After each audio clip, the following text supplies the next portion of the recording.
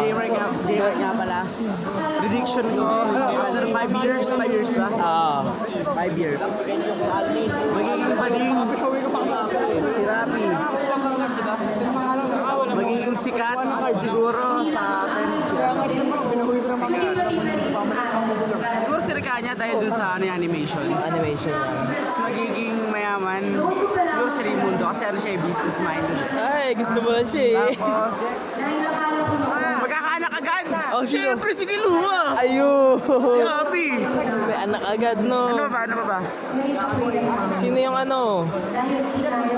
Magiging kriminal. Ako na yun. Hindi, magiging criminal. Siguro wala naman. No? Wala, mababait. Sa likod mo.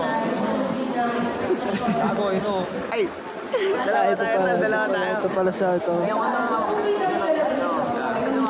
Ano pa? Sino pa ba? Ano pa? Magiging teacher. Yung teacher. Si Mildred daw eh. Ano sa tingin mo future niya? Ina.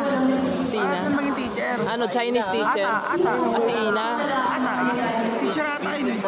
Ano yung tinuturo nun? Tayo na may alam nun. Ano ba? Ito, totoo. Ano future nito? Ano yan, tol? Factory ng water dispenser. Pre, nakagraduate na tayo lahat. Wala pa rin water dispenser. Kaya kung ako sa'yo, Kiluwa, umamin ka na. Ayan, sabi natin. So, di ba po umaamin si Kiluwa hanggang ngayon? Crush niya po si Abigail Calzado. Ay, ano sa tingin mo sa future nila? Sila pa rin kaya? Sa future nyo, kaya pa rin ba? Tanginin nyo! Uy! Sa future... Pre, ito ano mo, kantutan session dito. Kakasta mamaya, kakasta. Yun o. Sa trip nyo. Yan o, kakasta mamaya yan. Pati rito. Tol, ano na prediction mo after 5 years? Ayun, prediction mag-interview tayo.